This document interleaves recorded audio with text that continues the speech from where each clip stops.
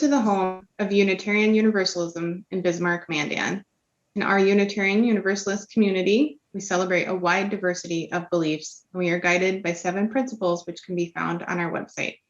As we gather this morning, we acknowledge we are in a place with a long history.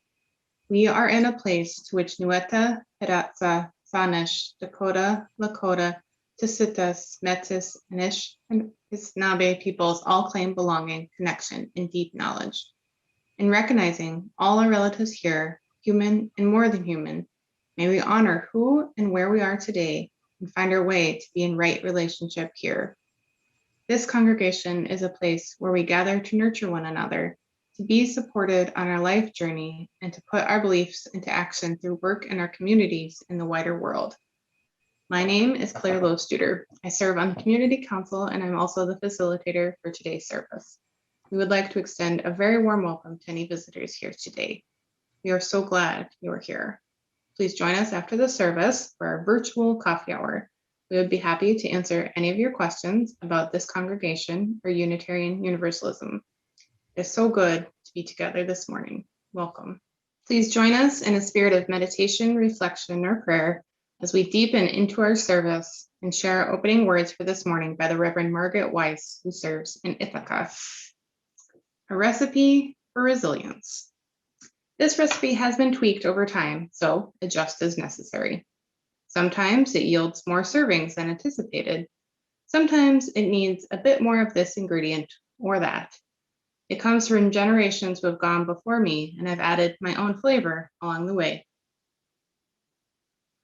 1 part courage, 2 parts tears of failure and doubt, 1 part deep listening, 1 part each of both silence and laughter, a dash of trust, a pinch of wonder, a heaping scoop of naps and snacks. In a separate bowl, mix together family, friends, and those who challenge you to be your best self, those with whom you disagree. Add slowly to the larger pot, add a bay leaf or, well, whatever it is bay leaves do, and let simmer for as long as you need, which is often longer than you realize or anticipate. Keep the heat at an even temperature, hot enough to cook throughout, but not so hot it burns the bottom. Can be served at room temperature, warm, or even cold if necessary. Serve alongside your favorite soft blanket, dog, cat, or other soft item. Make often, share with others. Hold on to the leftovers. You'll need them after a long day that challenges your soul. Some Unitarian Universalists have a practice of the empty chair. This chair symbolizes the people who are on our hearts, but who cannot be physically present in the room due to absence or death, or in this virtual time, a lack of technology. I have one here to my right. Today, the empty chair is for those who do not know peace in their homes or towns due to violence. We join Unitarians and Unitarian Universalists all over the world in lighting our chalice. We are in good company. If you have your chalice with you, I invite you to turn on your video to share while we light them with words by H.P. Rivers, who is in seminary at Starr King and is the Director of Religious Exploration in Tallahassee.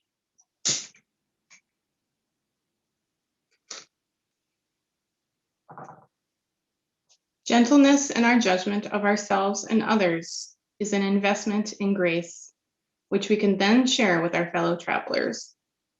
In a world that would have us rigidly define success, failure, and anything in between, we could all use a little grace. We light our chalice to spread the light of grace this morning.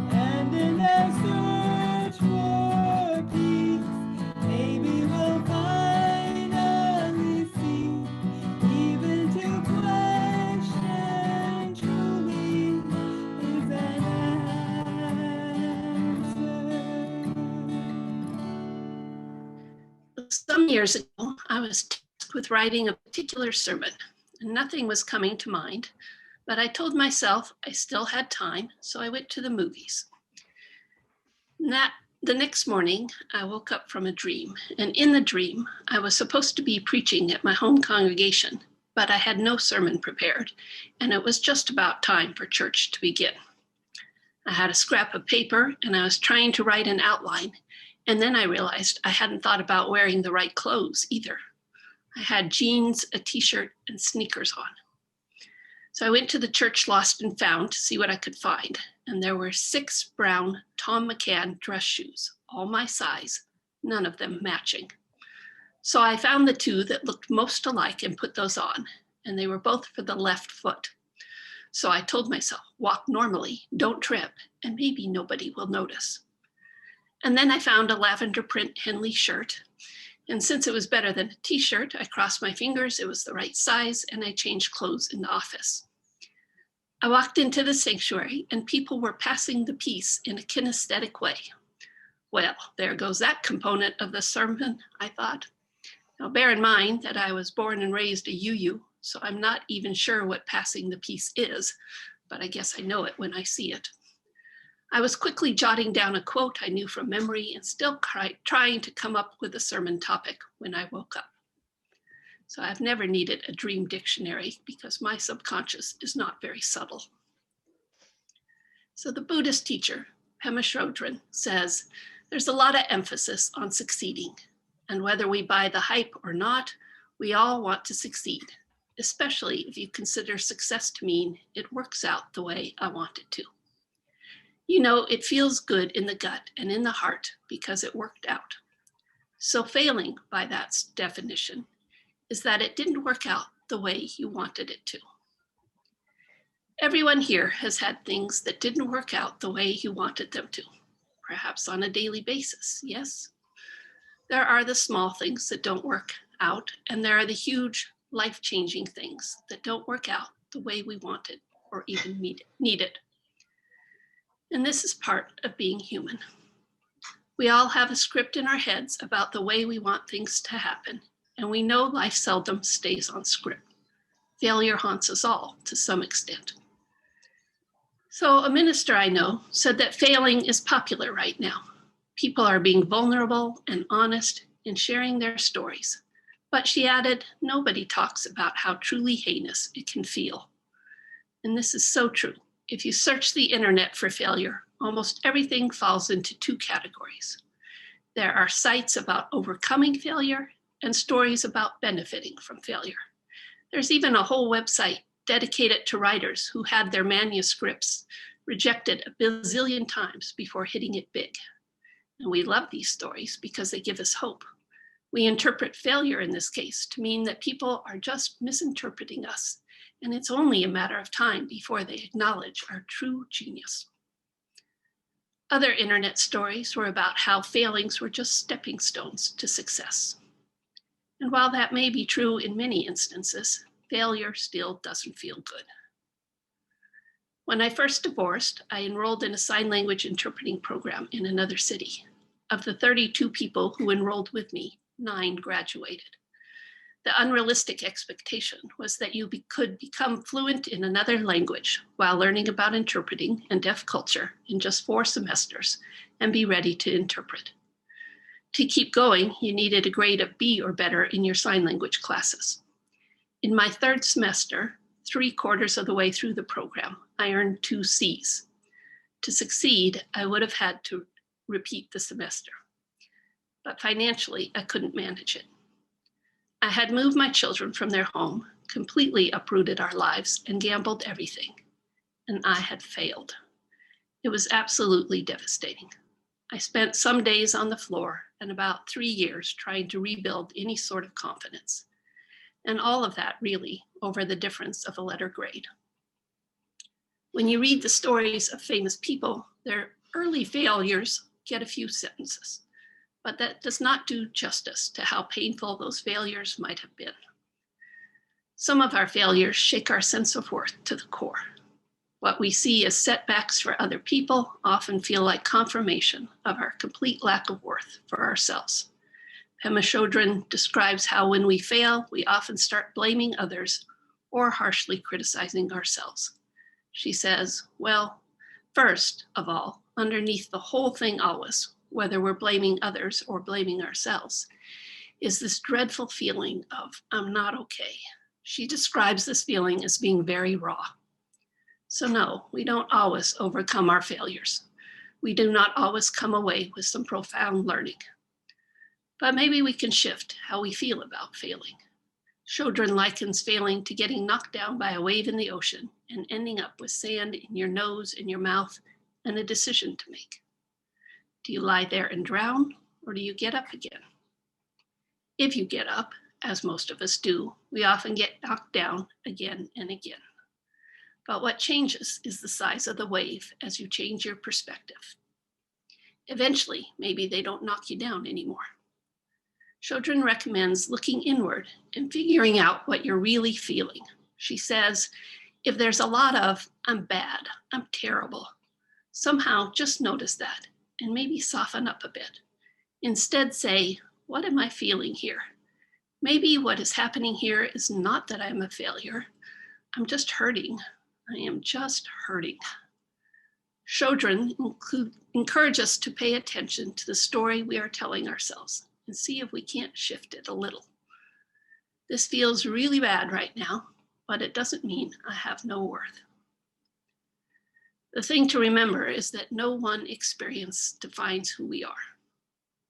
Brian Stevenson, the author of the book Just Mercy, works with condemned prisoners. He reminds us, each of us is more than the worst thing we've ever done. Another story tells of a man struggling with his sense of worth. His friend asked if he judged others as harshly as he judged himself. He replied that of course he did not.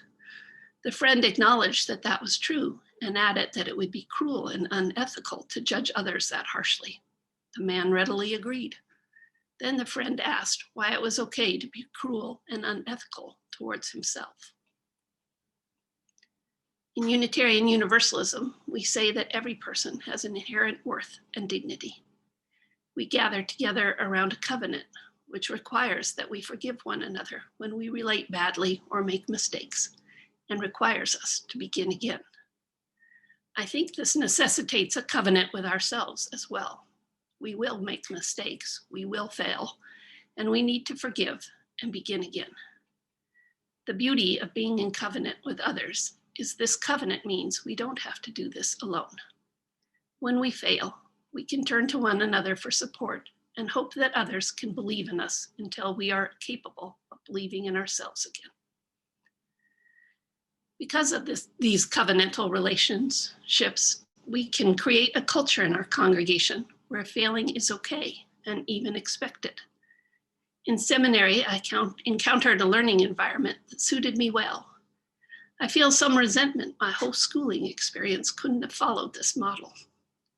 The model was to act, reflect, critique, and repeat. Act, reflect, critique, and repeat. What this model does is create a community of learners. And for reasons not entirely clear to me, the critique is deep, honest, and relatively easy to embrace. People do generally not feel judged or defensive. I think it has something to do with a sense of shared ownership. The critique I'm offering you also applies to my own learning. We are in this together, and I am grateful for you making these mistakes and sharing them for our mutual learning. I will, of course, make mistakes for you to learn from as well. I find this system of learning to be very powerful. It opens up a depth of exploration I have not experienced before. And even when you make some awful mistakes, it's easier to shift from I failed to I just learned something important. I wonder then what it would mean for our congregation to take this same approach. What if when one of us othered someone or uttered a microaggression or otherwise dropped the ball in our effort to be anti-racist and radically inclusive, what if that person could be invited to reflect and we could see it not as a confirmation of badness or willful ignorance, but as a brilliant learning opportunity for all of us? What if, when the board or a council or a committee or a minister made a mistake, our first instinct was to see what we could learn? Today you bring the lesson, tomorrow it will be me, but we are all in it together. So your mistakes and my mistakes are our learning opportunities. This is pretty countercultural in a society that truly believes if we can just find the person to blame and possibly sue, we can be made safe. We are blame experts.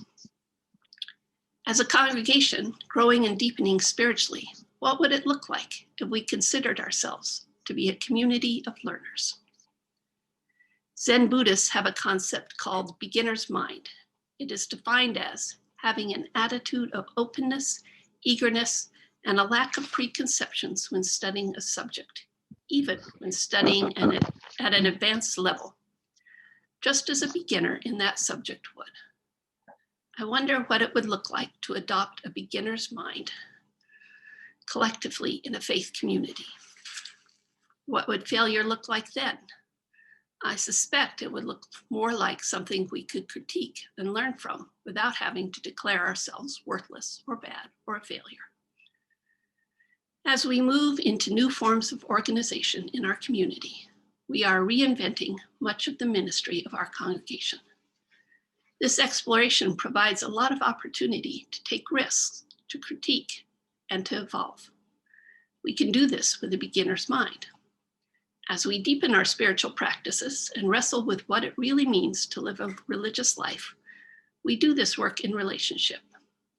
As we undertake our justice efforts, we are much more effective as a community of learners than as a community of experts. There is more room for risk and wisdom if we are open to learning. We will make mistakes, but our mistakes will hone our craft. And as we learn to fail better, I think we need to start failing more often. I say this because I think we need to be taking risks right now. The pandemic forced us to give up on church the way it used to be, which was in the death throes anyway. We know things will be different going forward, but nobody has the instruction manual or the map. The whole country is figuring this out. With risk, there will be failure, or in our new lexicon, there will be learning. We need to do some deep religious reflection, reach out and expand our circle of empathy, and sometimes we're going to get it wrong. We're going to try things that don't work, but that's okay, because together we can be resilient. We can get up off the sand and keep going. Many of us watched a video talking about right-sizing your small congregation. In it, the Reverend Megan Foley talked about picking a few things to do well, about being nimble and contextual, and how well small congregations are positioned to do this. And I think as you work out your next steps for what comes after interim ministry and start to reimagine how to attract people who are looking for meaning, community, and to make a difference, this congregation, you, are going to be leading the UUA. North Dakota desperately needs what this congregation can offer. Take risks to figure out how to meet those needs. Be committed to learning. Failure is a part of the human experience. When we fail individually, we can acknowledge it really hurts without becoming our failures. As a faith, we can support each other through the hard times, and we can become a community of learners. In our troubled world, we can take risks and be resilient. As the playwright Samuel Beckett said, ever tried, ever failed, no matter.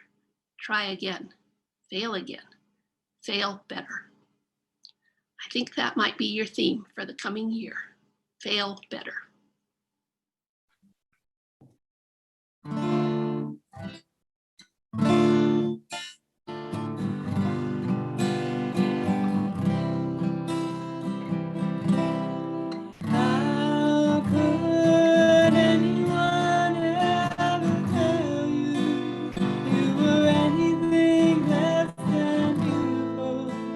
How could anyone ever tell you you were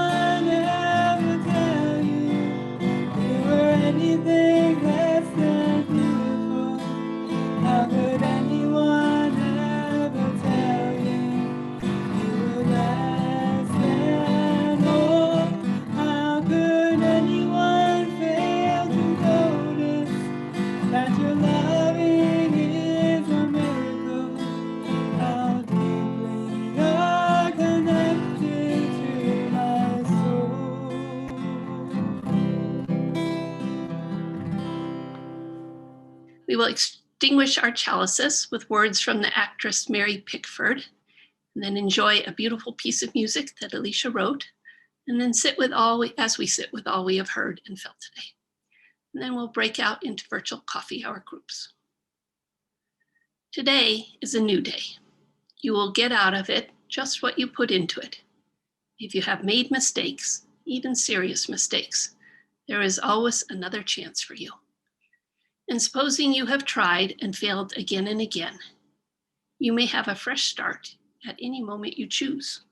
For this thing that we call failure is not the falling down, but the staying down. Every moment's a blank canvas, your life become an art. Even death is beautiful, roaming free this human heart. Left my joy down in the darkness, amazing powers hidden there, transforming pain to light, wrong to right, an endless living prayer. Walls are crumbling, learning to forgive. Hands are lifting, I shall surely live. Feel the light guiding our way, see the essence of our soul. I'm alive deep in my heart, I know together we are whole. Walls are crumbling, learning to forgive. Hands are lifting, I shall surely live. I'm walking down streets of light. Walk with me down streets of light. Walls are crumbling, learning to forgive. Hands are lifting, I shall surely live. Every moment's a blank canvas, your life become an art. Even death is beautiful, roaming free this human heart.